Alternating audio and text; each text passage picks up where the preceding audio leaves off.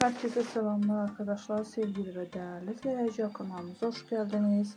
Bugün sizlere Gökbek Demirci ve sevgili olan sonra sen Burak Bekar aktörler sevgili olup ayrılan güzeller güzeli oyuncumuz Özge Yıldız'ın muhteşem görüntülerle karşınızdayız. Umarım videomuzu beğenirseniz, bu tür videoların devamlı gelmesi istiyorsanız kanalımıza abone olmayı unutmayın. Hoşça kalın arkadaşlar.